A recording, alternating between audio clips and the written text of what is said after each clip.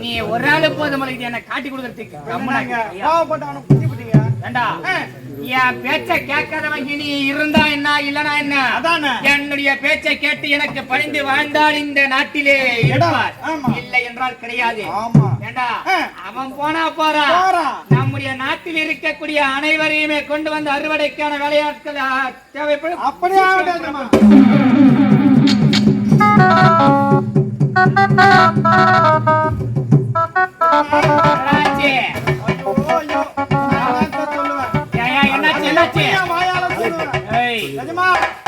நாட்டுல ஒரே குருவிக்காக கூட மேல பறக்கத்து கூட காணும். ஏண்டா எஜமா முனியனை கொலை பண்ணீங்களா?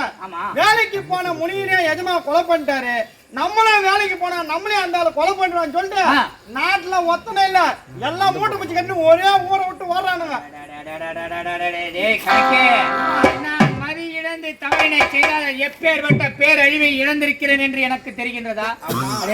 அப்படி என்றால் நம்முடைய நாட்டில் அறுவடைக்கு வேலையாட்கள் எவருமே கிடையாது. தற்போது அறுவடை ஆக வேண்டும். அந்த நவ எல்லாம் நாசமா போயிடும். என்னடா செய்யறது? பயிர் வீணா போட்டலாமா? நீ ஏன் கவலைப்படுற? நான் சொல்ற மாதிரி சொல்றாங்கண்ணா, நீ கூறும்படி. ஆமா, எனக்கு தகுந்த நேரத்தில் தகுந்த ஆலோசனை எடுத்து கூறுபவன் நீ. நான் தான். உங்கள் மனைவி இருக்கிறாங்களா அம்மா? ஆமா, அவங்க அம்மாவின் நாட்டுக்கு சென்று அவங்க அப்பா கிட்ட நிறைய ஆளுகிறாங்க. அந்த நாட்டுல நிறைய ஆளுகிறாங்க. ஒரு பொண்ணு போய் கேட்டா எப்ப எங்க அறுவடை பண்ணணும், எங்க நாட்டுல ஆள் இல்ல அப்படின்னு ஒரு பொண்ணு கேட்டா அப்பா அனுப்ப போடுவாங்க. நீ கூறுவது எனக்கு புரிந்து விட்டது. என்னுடைய மனைவி மருதேவியை அழைத்து அவருடைய தந்தையிடத்திலே சென்று நமக்காக 1000 ஆட்களை கொண்டு வர சொல்ல வேண்டும். அவ்வளவுதானே? இதனால வரைக்கும் என்னுடைய மனைவியை திருமணம் செய்து ஒரு சல்லி நயா பைசா கூட வாங்காம என்னுடைய அரண்மனைக்கு கூட்டு வந்தா மகாராணி. அப்படியே தங்கத்தாலேயே அலங்கரிச்சு அப்படி இருக்கின்ற சமயத்தில் நிச்சயமா அப்பா அனுப்பி வைப்பான். ஒரு புறமா என்னுடைய மனைவி மருதேவி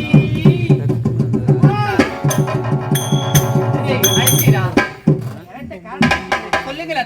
இதனால் வரைக்கும் உன்னுடைய தாய் வீடு போகாத நீ உன்னுடைய தாய் வீடு புறப்பட வேண்டும். என்னுடைய தாய் வீட்டுக்கு என்னங்க திடீர்னு தாய் வீட்டுக்கு போய் வந்து இருக்கின்றீங்க?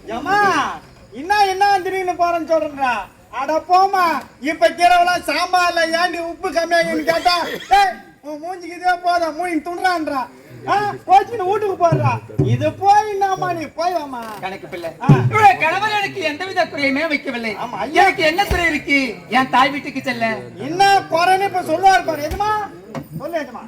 கண்ணே மருதேவி, ஏங்க உன்னை எதற்காக உன்னுடைய தாய் வீடு போ என்று உரைக்கின்றேன் தெரியுமா? எதற்காக? நான் ஒரு பெரிய தவறினை செய்துவிட்டேன். நான் அந்த தவறினை செய்ததால் நம்முடைய நாட்டில் யாருமே கிடையாது. நம்முடைய நாடே வெறிச்சோடி கிடக்கின்றது. ஆகையால் நம்முடைய 1000 அடி நிலங்கள் அறுவடைக்கு தயாரான நிலையில் உள்ளது. அந்த 1000 அடி நிலங்களையும் அறுவடைக்கு செய்வதற்கு வேலையாட்கள் எவருமே கிடையாது. ஆகையால் என்னுடைய தந்தையிடத்திலே சென்று நமக்காக நீ 1000 ஆட்களை கொண்டு வர வேண்டும். நமக்கு திருமணம் நடந்து இத்தனை ஆண்டு ஆகிறது. இதுவரை தாய் வீட்டுக்கு போய் என்று ஒரு தீவிரே கிடையாது. திடீரென்று தாய் வீட்டுக்கு சென்று ஆட்களை அழைத்து வா என்று இருக்கின்றீர்கள். இவருடைய தாய் தந்தை பேசுவார்களோ பேச மாட்டார்களோ? ஆட்களை அனுப்புவாரோ அனுப்ப மாட்டாரோ? மருதேவி, உன்னுடைய தாய் தந்தை எதற்காக உன்னிடத்திலே பேசாம போறாங்க? ஒரு மகள் சென்று பார்த்தால் தன்னுடைய தாயும் தந்தையும் வாரி அணைப்பார்களே தவிர அப்படி பேசாமல்லாம் இருக்க மாட்டார்கள். ஆகையால் நீ உடனடியாக புறப்பட்டு அங்கே 1000 ஆட்களை கொண்டு வந்தால் போதும். நீங்கள் எத்தனை முறை உரைத்தாலும் தங்களை தலைமொழி விட்டு இங்கிருந்து என் தாய் வீட்டுக்கு நான் போக மாட்டேங்க. முடியாது. அடி என்னானவோ அடி என்னானவோ.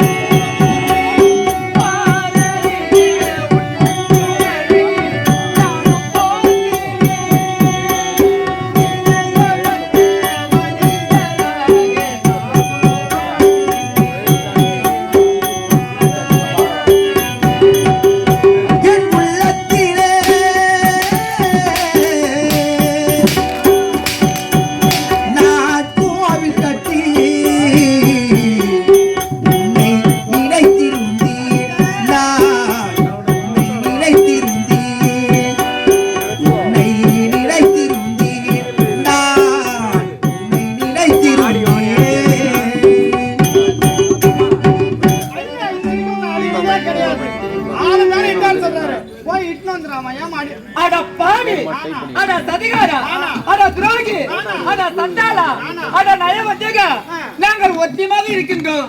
எங்களை எங்க பிரிக்க நினைக்கிறேன்? நாங்கள் காலால் விடு வேலையை கருத்தால் செய்யக்கூடியவன் நீ எங்களுக்கு அறிவுரை சொல்வதா? அவர் யார்? அவர் இல்லை என்றால் நான் இல்லை, அவர் இல்லை என்றால் நம்முடைய 5000 இடங்கள் கிடையாது. எனக்கு தகுந்த நேரத்தில் தகுந்த ஆலோசனையை கூறுவது மட்டுமல்லாமல் நமது இல்லத்திலே ஒருவர் அப்படி இருக்கின்ற அவரையே எதிர்த்து பேசலாமா? அது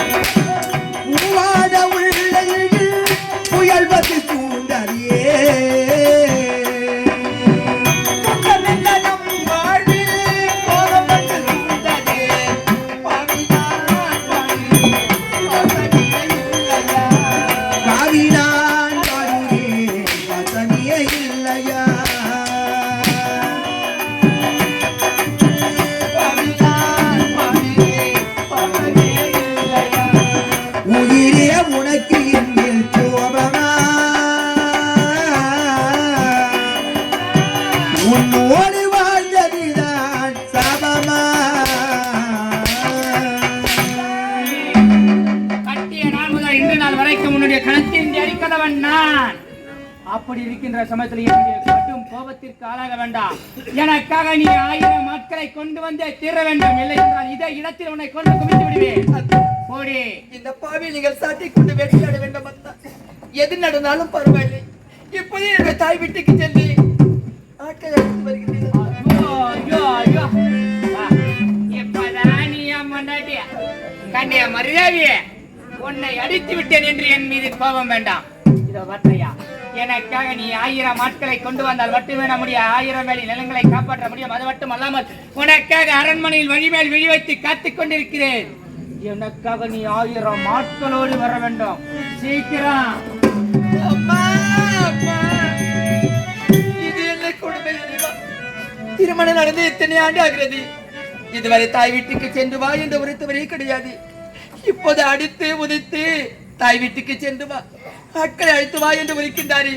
அங்கு சென்றால் என்னுடைய தாய் தந்தை பேசுவார்களோ பேச மாட்டார்களோ, என் மீது கோபத்தோடு இருக்கின்றாரே. எது நடந்தாலும் பரவாயில்லை, இப்போது என் தாய் வீட்டுக்கு நான் சென்று வரேன். அம்மா, என் தலையின் விதி இதுவா, என் படைத்தாயாண்டவனே, ஏதோ மரியாத பாவி ஏங்கி நான்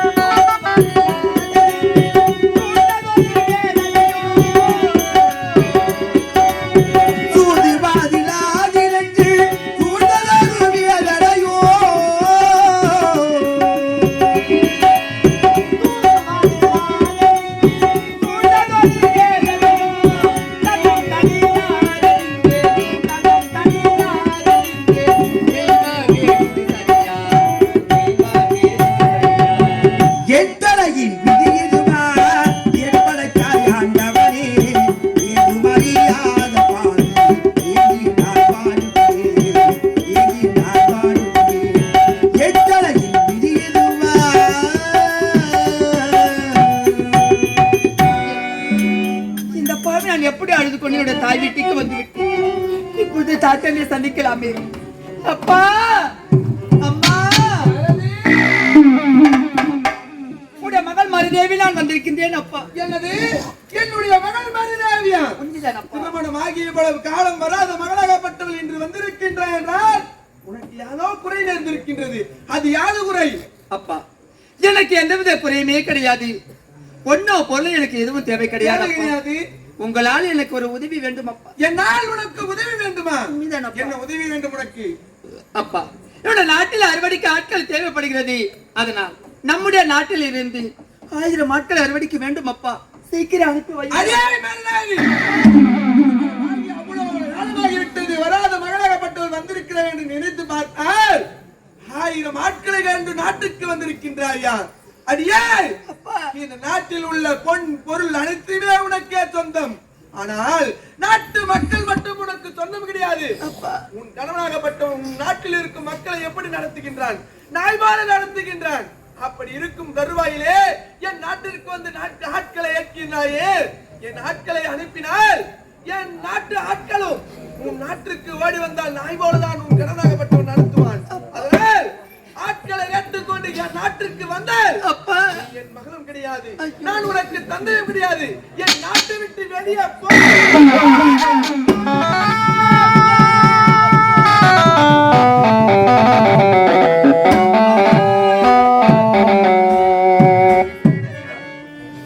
இது என்ன கொடுமை தெரியுமா? உன்னுடைய தந்தை ஆட்கள் அனுப்ப முடியாது என்று உரைத்து விட்டாரே. இந்த பாவி இந்த நிலையில் நான் எங்கு செல்வேன், எப்படி வாழ்வேன்? என்னுடைய கணவர் கேட்டால் இந்த பாவி நான் என்ன பதில் உரைப்பேன் தெரியுமா?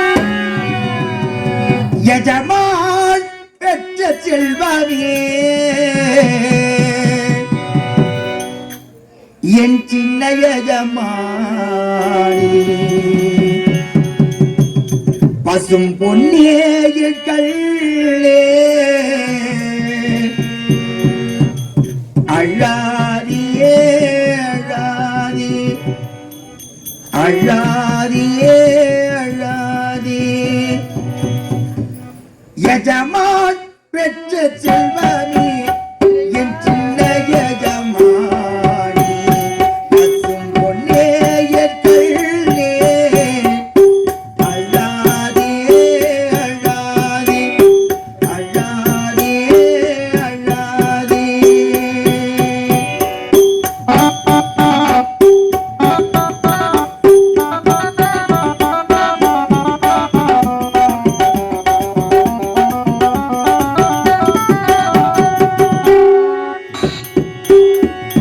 தங்கமே உனக்கு தந்தை இல்லை,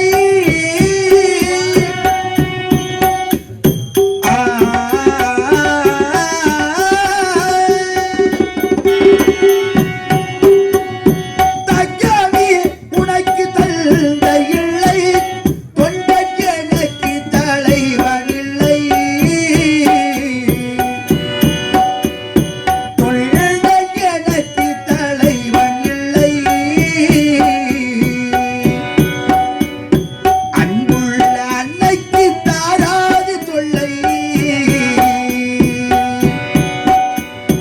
அன்புள்ள அன்னைக்கு தாராது தொல்லை, அண்ணமே நீ கேளு என் சொல்லு, அழாதியே அழாதி, அழாதியே அழாதி, எஜமான் பெற்ற செல்வமே, என் சின்ன எஜமானி, பசும் பொன்னேயர்களே, அழாதியே அழாதி, அழாதியே அழாதி. இறைவா, இந்த பாவி நான் எப்படி அழாமல் இருக்க முடியும் இறைவா? ஒரு பெண்ணுக்கு கஷ்டம் என்றால் தாய் வீட்டுக்கு செல்வார்கள். பெற்றெடுத்த தாய் தந்தை விருத்த பிறகு இந்த பாவிக்கு யார் துணை இருக்கின்றார்கள்?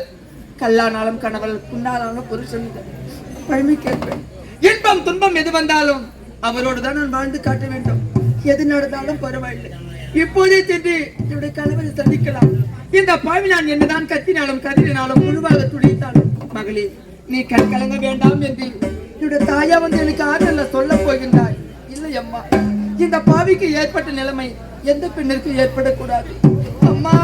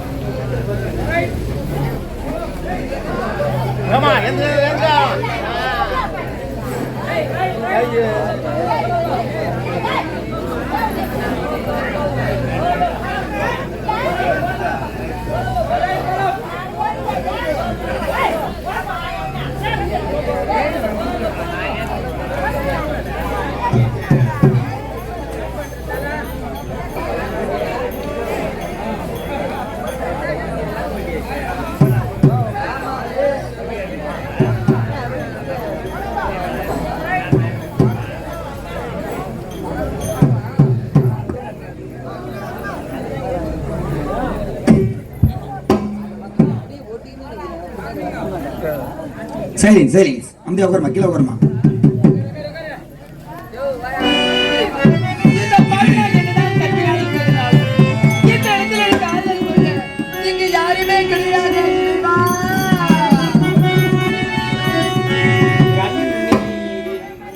கதையோ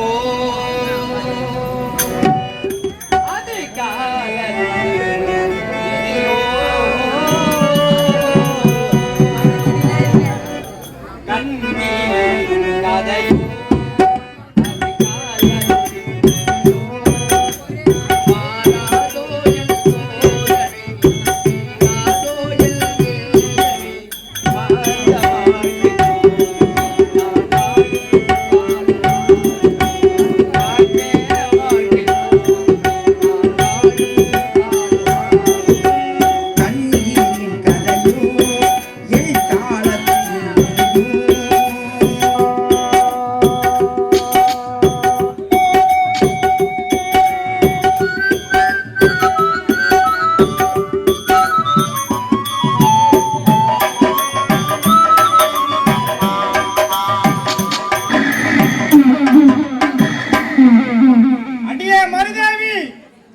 உன்னுடைய நிலத்திற்கு அறுவடை செய்வதற்கு உன் சரி, சரி. தந்தையிடத்தில் வருவதற்கு உன் கணவன் உன்னை அடித்ததற்கு சதிகாரன் சண்டாளன் நயவஞ்சகன் என்று போக போக தெரியும் கொல்லாதவன் யார் என்று, சிறுக சிறுக தெரியும் நயவஞ்சகன் யார் என்று.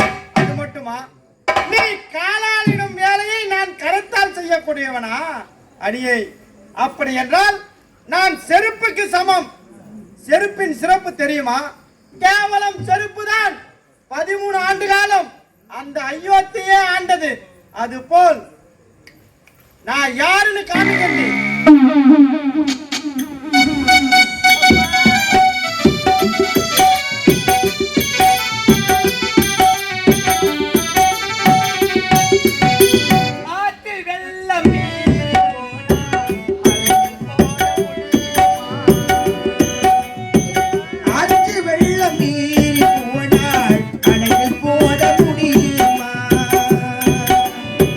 காற்று மழை தேடி வந்தால்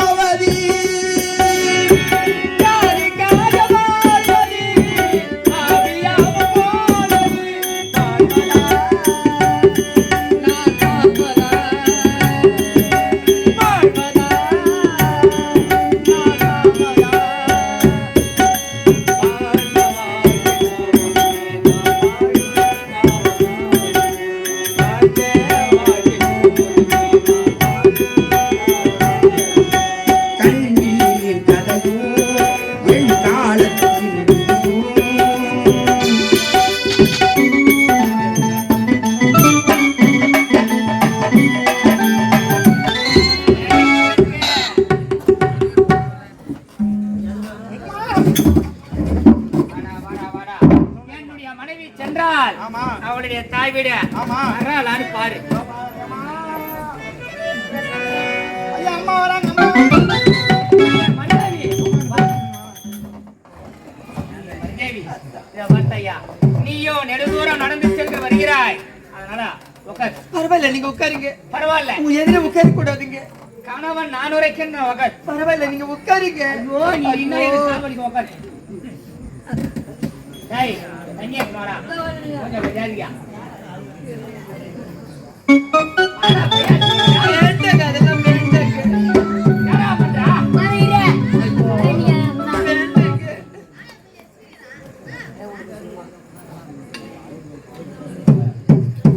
மருதாவி, போதுமா? ஐயோ, நீ உட்காரு. வேண்டாங்க. இப்ப எழுதியாச்சுக்கிறா கண்ணிய மருதாவி.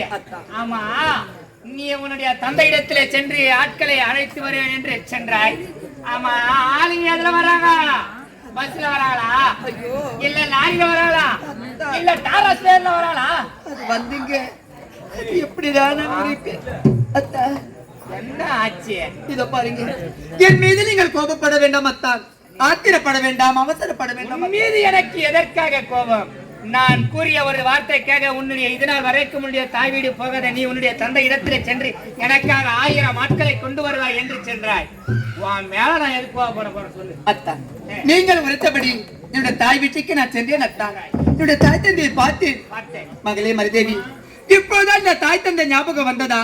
இத்தனை ஆண்டியங்களை மறந்து விட்டாயா?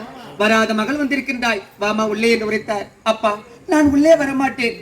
நான் எதற்காக வந்திருக்கின்றேன் தெரியுமா என்று உரைத்தேன். அதுக்கு என்னுடைய தந்தை உரைத்தார். என்ன உரைத்தா? மகளே மருதேவி, உனக்கு என்னமா குறை நேர்ந்தது? பொன் வேண்டுமா, பொருள் வேண்டுமா, வேறு என்னமா வேண்டும் என்று கேட்டார். மருதாவி, நம்மிடத்திலே இல்லாத பொன் பொருளா? இவை அனைத்துமே என்னிடத்திலே ஏராளமாக இருக்கிறது என்று உனக்கே தெரியும். நமக்கு தேவையானது அது கிடையாது. எனக்கு தேவை 1000 ஆட்கள் மட்டுமே. நான் உரைத்தேனே அப்பா, எனக்கு பொண்ணோ பொருளோ எதுவும் தேவை கிடையாது அப்பா. ஆமா. உங்களால் எனக்கு ஒரு உதவி வேண்டும் என்று கேட்டேன். நிச்சயமாக செய்திருப்பார். என்ன உதவி என்று கேட்டார். அப்பா, என்னுடைய நாட்டில் அறுவடைக்கு ஆட்கள் தேவைப்படுகிறது. அதனால் நம்முடைய நாட்டில் இருந்து 1000 ஆட்கள் அறுவடைக்க வேண்டும் என்று விரும்புகிறேன். கண்ணியர் மருதேவி, 1000 ஆட்கள் மட்டுமல்லாமல் கூடவே 500 பேரை எக்ஸ்ட்ரா தான் அனுப்பியிருப்பார். எனக்கு தெரியும். காரணம் என்ன தெரியுமா? இது நாள் வரைக்கும் உன்னுடைய தாய் வீடு போகாத நீ தற்போது சென்றிருக்கிறார். ஒரு மகள் கேட்டால் தந்தை நிச்சயமாக கொடுத்திருப்பார். அப்படி இருக்கின்ற சமயம் நிச்சயமாக முன்னாடி கொண்டு வரப்படா பையா. 500 பேரை எக்ஸ்ட்ரா தான் கொண்டு வந்திருப்பான். அதற்கு என்னுடைய தந்தை என்ன உரைத்தார் தெரியுமா? மகளே மருதேவி, பொன் பொருள் எவ்வளவு வேண்டாமாலும் கேள் கொடுக்கின்றேன். ஆனால் என்னுடைய நாட்டில் இருந்து ஒரு ஆட்களை கூட அனுப்ப முடியாது என்று உரைத்தார்.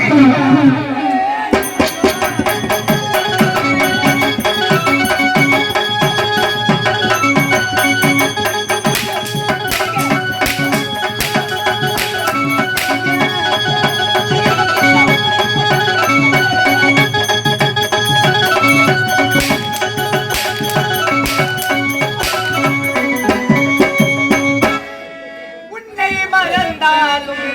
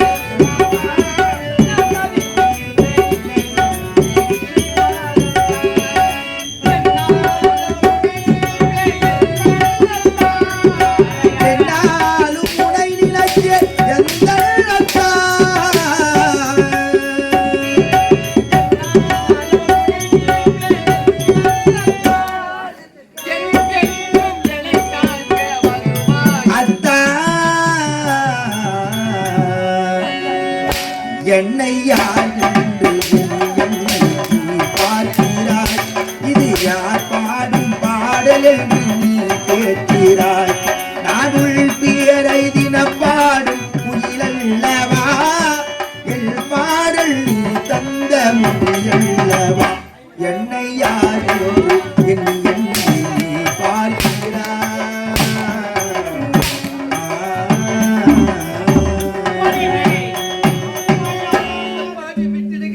எப்பா பாரு அம்மாவை போட்டு அடிச்சுக்கினே ஏண்டா இருக்கிறீங்க. ஆட்களை அழைத்து வர சொன்னால் ஆமா ஆட்கள் அனுப்பவில்லை என்று காரணத்தை சொல்லவாடா இவரை அனுப்பிச்சவங்க அப்படியா? அவங்க அப்பான்னு பார்த்து அம்மா என்ன பண்ணுவாங்க? அட போங்க அப்பால, உங்களுக்கு தேவை நெல்லோட பண்ண அவள் தானே, நான் பாத்துக்கிறேன். அம்மா அடிக்காதீங்க, ரைட். போ. நீ போமா உள்ள. அம்மா எப்ப வேற பார்த்தா ஆத்தத்தால ஒருத்தனை குத்திட்டீங்க, இப்ப அம்மா அடிக்கிறீங்க, அப்படியே போயினே தானே. டேய், டேய், டேய். என்னுடைய 1000 வேலி நிலங்களையும் அறுவடை செய்ய வேண்டும், அதற்கான யோசனை என்ன? அதற்கான யோசனை நான் இங்க, நீ கவலையப்படாத. நாம் உடனே மலையாளம் புறப்பட வேண்டும். மலையாளமா? ஆமா. யாய் கணக்கே, நாம் வாழக்கூடிய இந்த முச்சந்தி கிராமத்தை தவிர்த்து எதற்காக மலையாளம் புறப்பட வேண்டும்? மலையாளத்திலே பைரவன் என்று ஒருவன் இருக்கின்றான். அவனிடம் சென்று சீரர்களாக சேர வேண்டும். சீரர்களாக சேர்ந்து விட்டால் மந்திர தந்திரங்களை கற்றுக்கொள்ளலாம். மந்திரத்தை கற்றுக்கொண்டால் 1000 ஆட்கள் வாவென்றால் வருவார்கள், போவென்றால் போவார்கள். ஏன்னா இந்த நாட்டுல, இந்த உலகத்திலே மக்கள் எதுக்கு பயப்படுறாங்களோ இல்லையோ, மந்திர தந்திரத்துக்கு பயப்படுவாங்க. அனைத்து மந்திரத்துக்கு கட்டுப்பட்டவர்கள் பாமர மக்கள். கணக்கே, ஆமா, நீ கூறுவது எனக்கு புரிந்து விட்டது. உண்மைதான். ஒரு தெய்வத்தால் முடியாது, ஒரு மனிதனால் முடியாது, தெய்வத்தால் முடியும். அந்த தெய்வத்தாலே முடியாது, தீய சக்தியினால் முடியும். தற்போது புறப்பட வேண்டும் மலையாளம். அந்த மலையாளத்திலே வைரவனிடத்திலே சென்று 7 கோடி இந்திரமந்திர ஜலங்கள், கோவிந்திர ஜலம், பிலமரை ஜலம், மோடி வைப்பது, மோடி எடுப்பது என அனைத்து மாந்திரிக சக்திகளையும் கற்றுக்கொண்டு 1000 ஆட்களை வா என்றால் வருவார்கள், போ என்றால் போவார்கள். தற்போதே இந்த செய்தியை என்னுடைய மனைவி மருதத்திலே கூறிவிட்டு வருகிறேன்.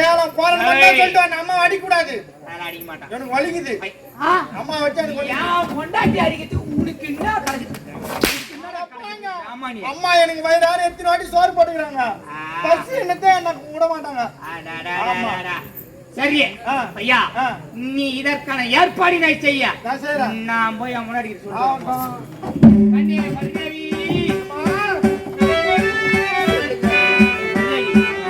என்னை கண்டி பயப்பட வேண்டாம், அடிக்க மாட்டான்.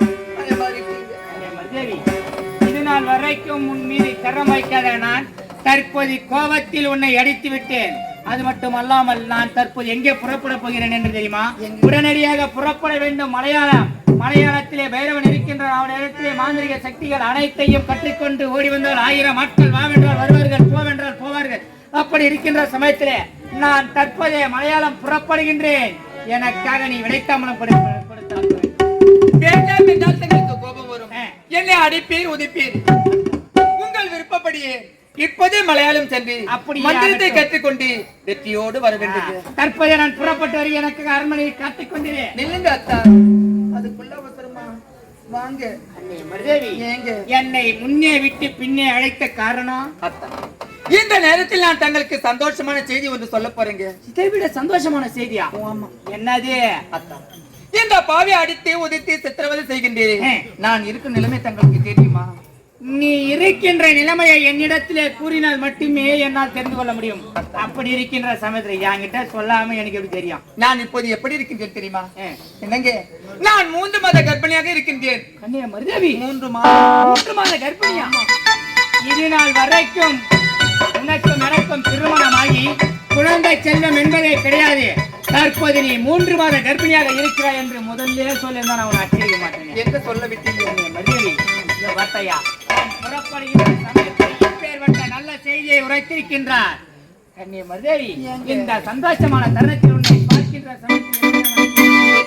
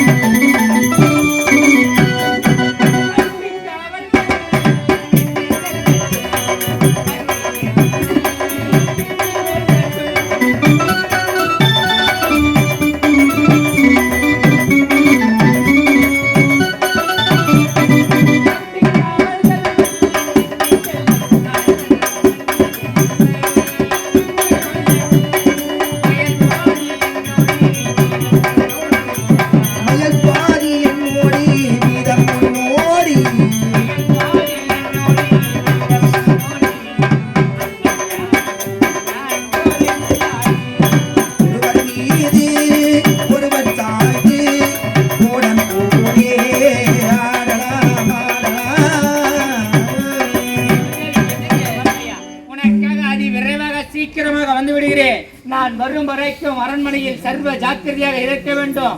நீயும் நமக்கு பிறக்க போகின்ற குழந்தை ஜாகிரதை. உனக்காக சீக்கிரமா வர்றேன். சீக்கிரம் வந்துட்டு